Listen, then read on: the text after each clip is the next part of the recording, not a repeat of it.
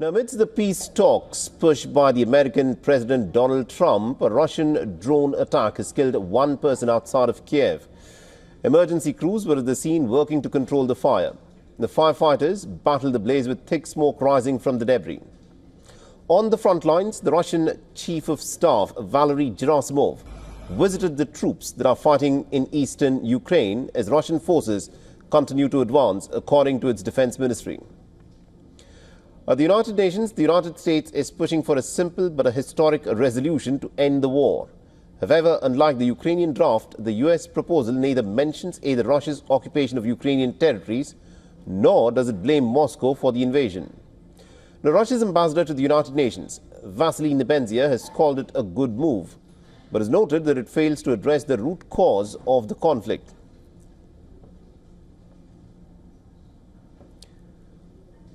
President Trump has suggested that Ukraine's President Volodymyr Zelensky and President Putin need to get together to negotiate peace. He has claimed that Ukraine is in fact at a disadvantage, asserting that Kyiv has no cards to play. He has also indicated that Ukraine should grant US companies access to its mineral deposits in exchange for continued aid.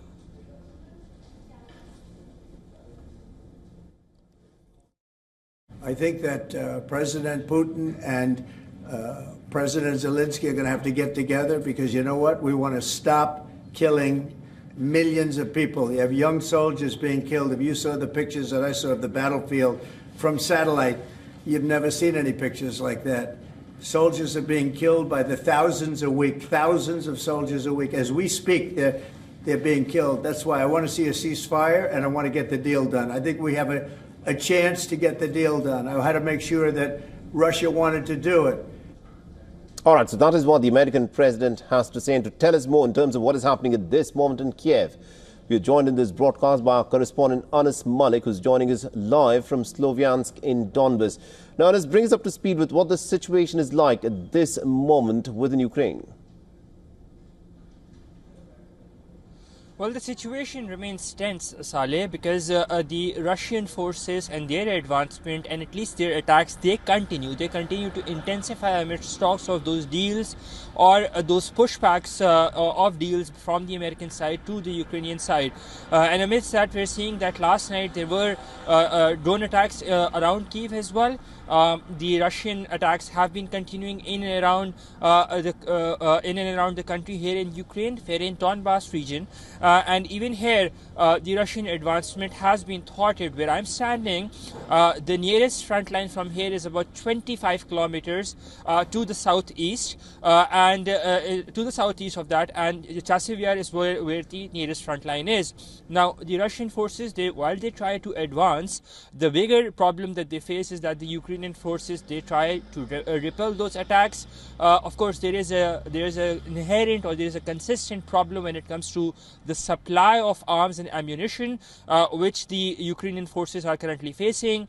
The Russian forces are far more advanced on the Ukrainian side, and with the head of Rada also making it clear that the US side has halted the supply of weapons, or rather the sale of weapons to the Ukrainian side. That further goes on to complicate the situation for the Ukrainian side here on the ground. Saleh?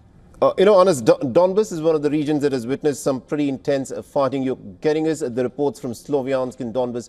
Give us a sense of what the mood is like, within the Ukrainians, about how they feel about the Americans and now effectively saying that Volodymyr Zelensky and Vladimir Putin should get together and do a deal. Well, no deal would be acceptable for the Ukrainian side without the Ukrainian interest being kept supreme. That, I think, is something that is very clear. Regardless of the arm twisting that the US side is doing, even a short while back we heard reports that US could halt the supply or the use of Starlinks or military intelligence for the Ukrainian side going forward in a bid to push them towards this deal. Again, no deal which is forced upon the Ukrainian people will be acceptable to the Ukrainian people, regardless of what the leadership thinks.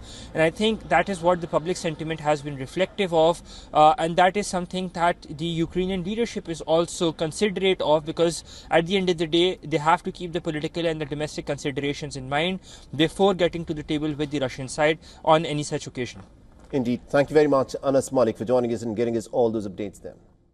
For all the latest news, download the WION app and subscribe to our YouTube channel.